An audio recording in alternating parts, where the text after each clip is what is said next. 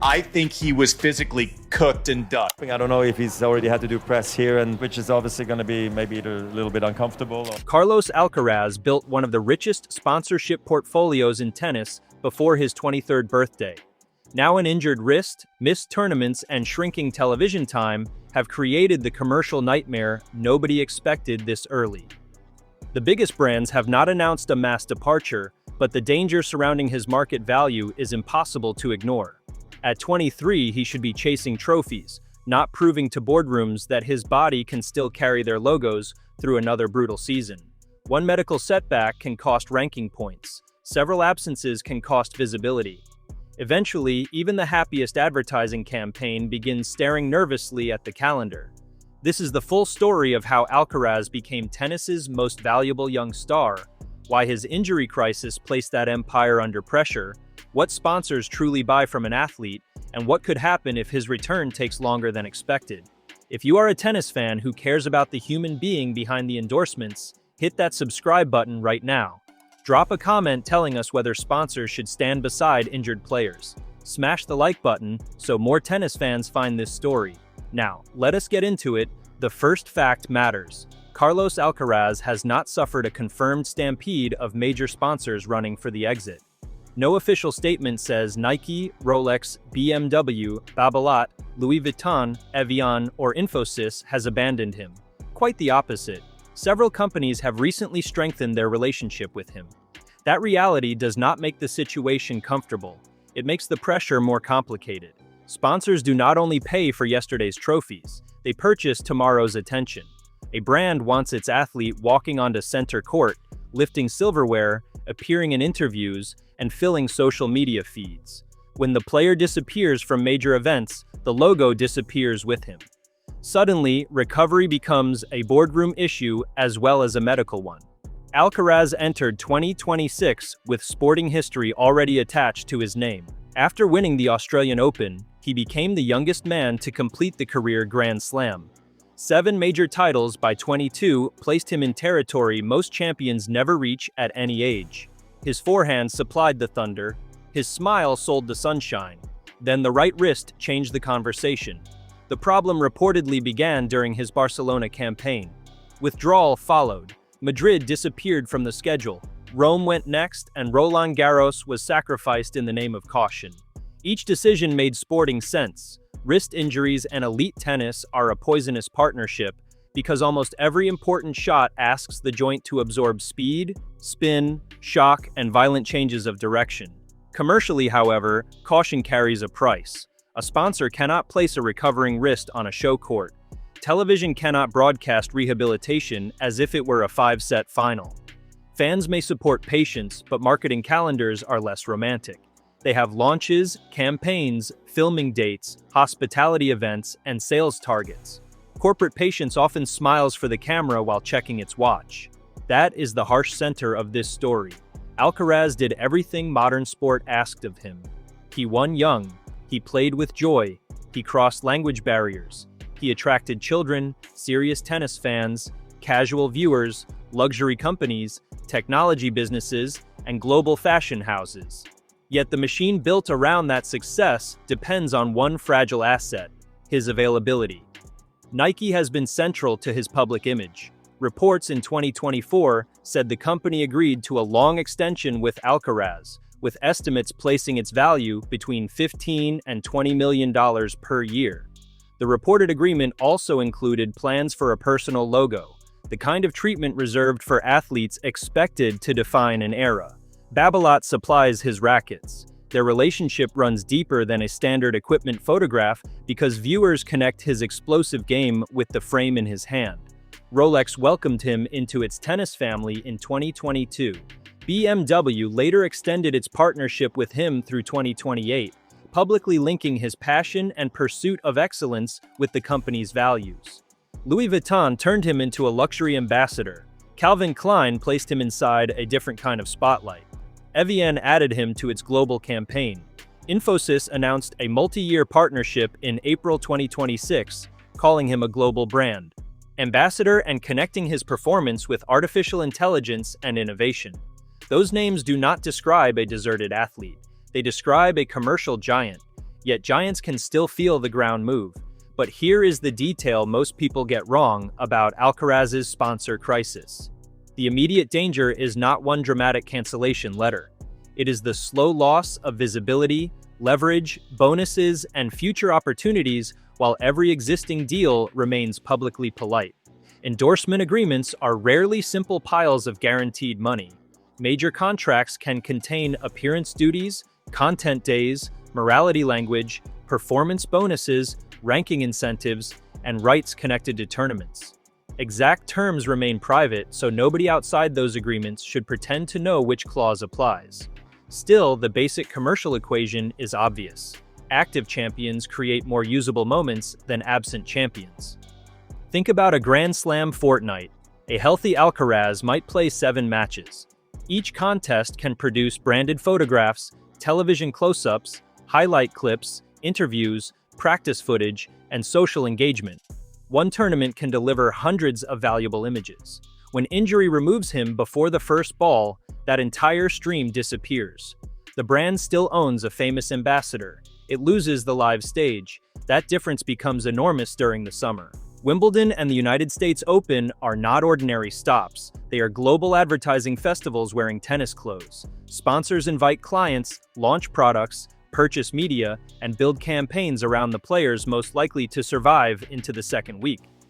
Alcaraz usually sits near the top of that list. Without him, executives must improvise. Another athlete receives the feature. A planned post gets delayed. Promotional material suddenly looks dated. Nobody holds a funeral for the missing campaign.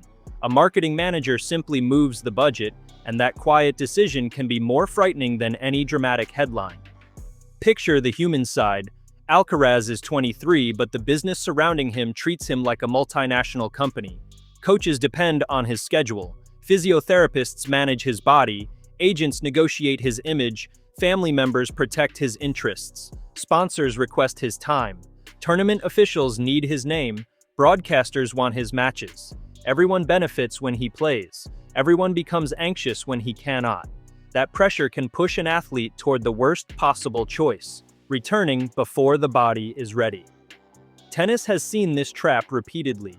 A player feels better in practice, increases the load, enters competition, and discovers that match speed demands far more than controlled hitting. The comeback lasts one round.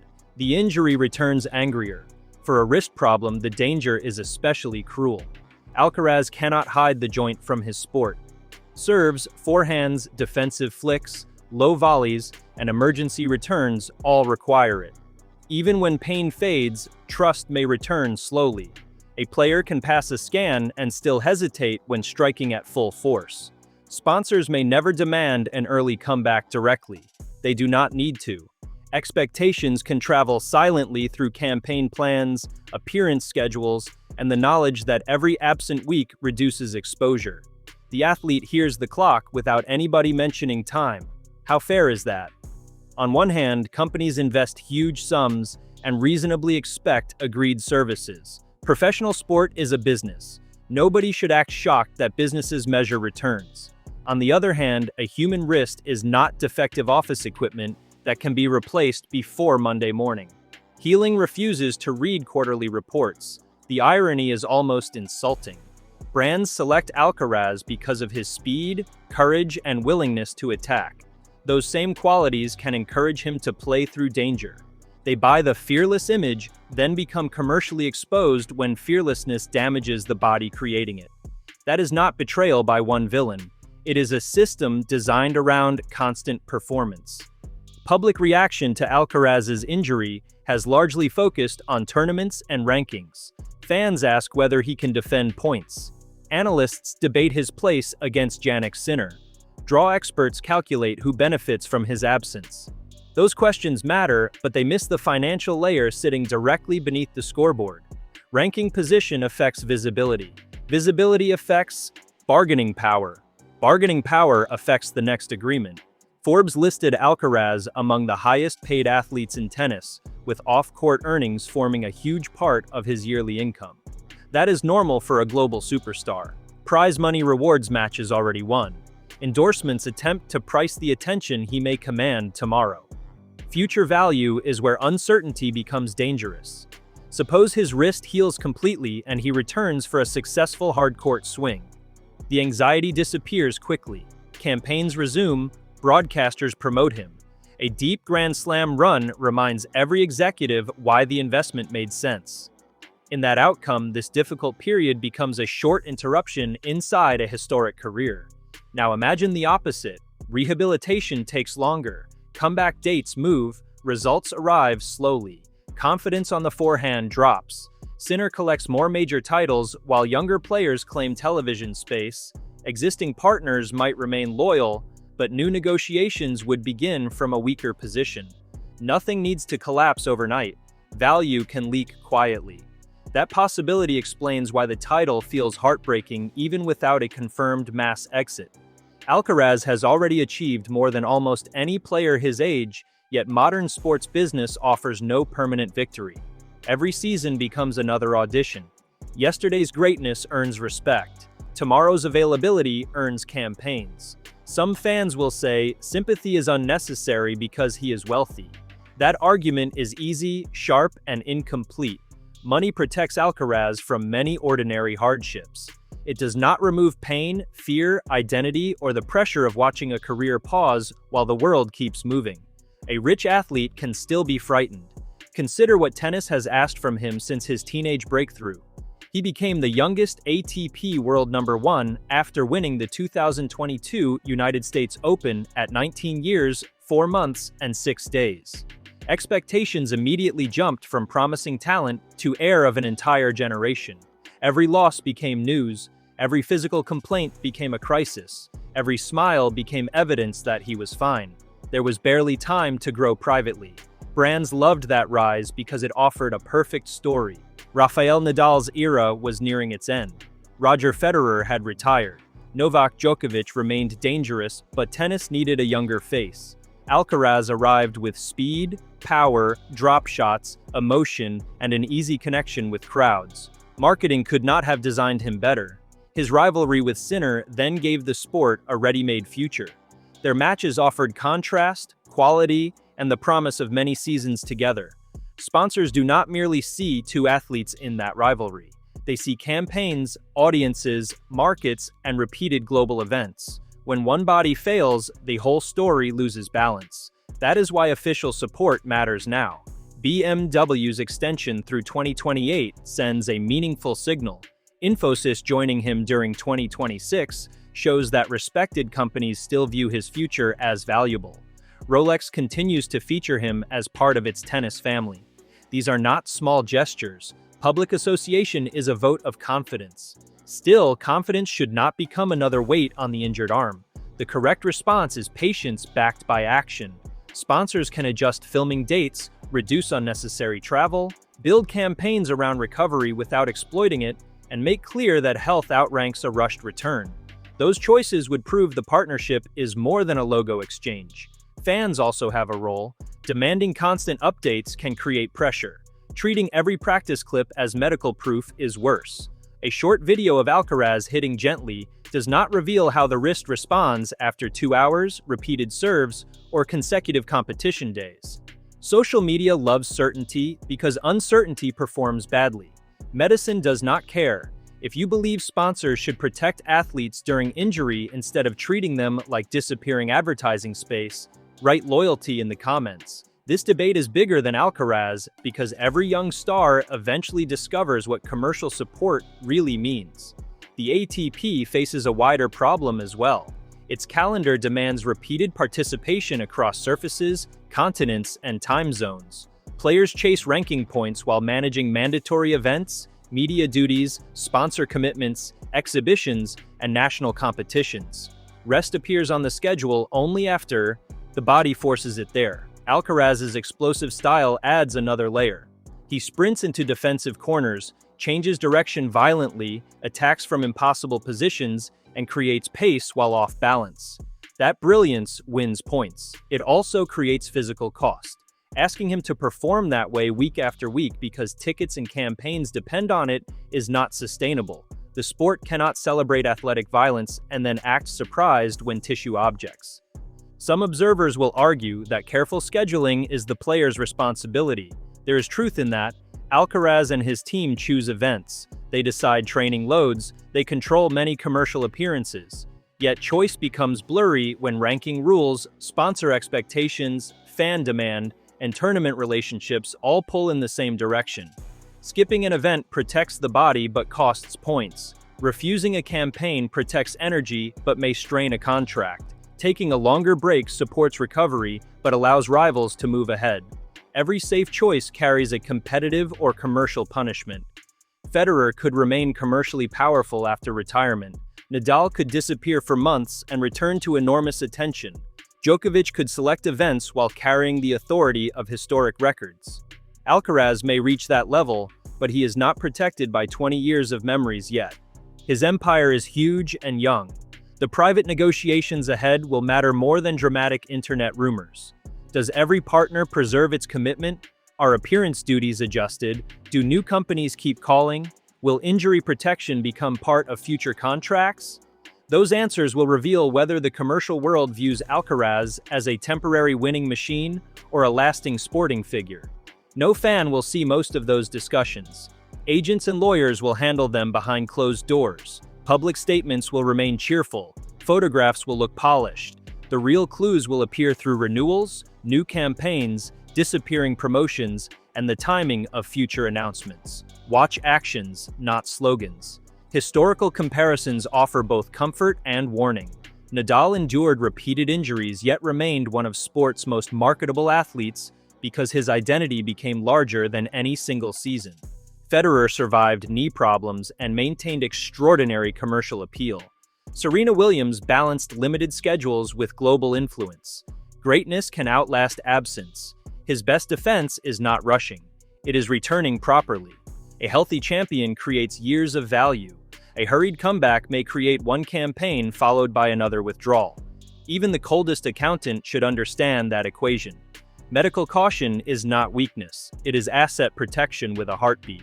The coming weeks should answer several questions. First, can Alcaraz practice at full intensity without pain afterward?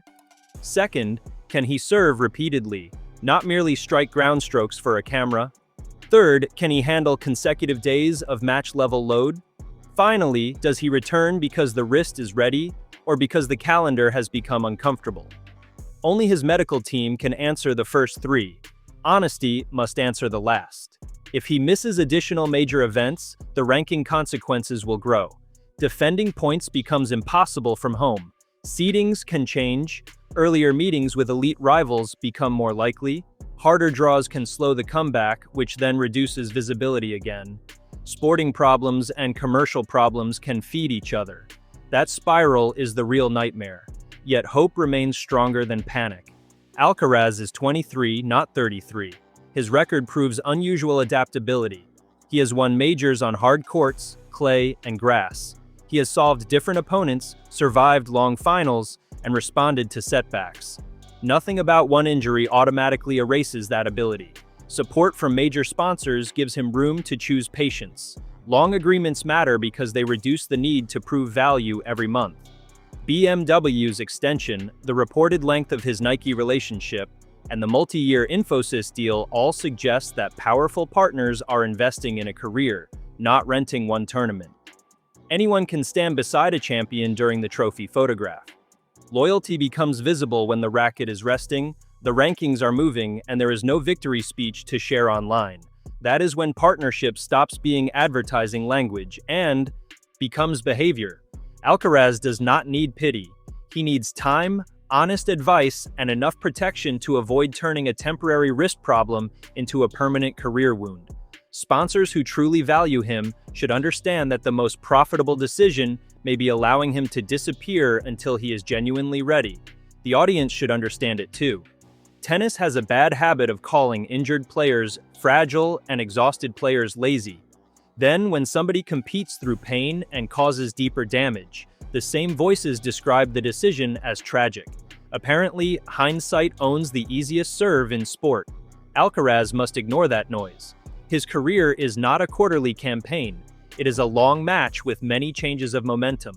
One lost season segment can be recovered. A damaged wrist may not be so forgiving. Protecting the future is not surrendering the present. It is choosing which battle deserves to be won. The commercial machine will continue measuring him. Rankings will update. Rivals will collect trophies. Brands will study attention. None of that changes the simplest truth. Without the healthy person, there is no athlete, no ambassador, and no empire. If Alcaraz returns fully healthy, his sponsors will receive the champion they paid to support. If he returns too early, everybody may gain a few photographs and lose years of greatness. Tennis has seen that bargain before, and it has never been worth the price. At 23, Alcaraz is not watching a confirmed sponsor empire collapse. He is facing the heartbreaking pressure of keeping that empire alive while protecting the wrist on which everything depends. Drop stay. Loyal in the comments if brands should support him through recovery. Subscribe for the next Alcaraz update and tell us plainly, should he return quickly or refuse until he is completely ready?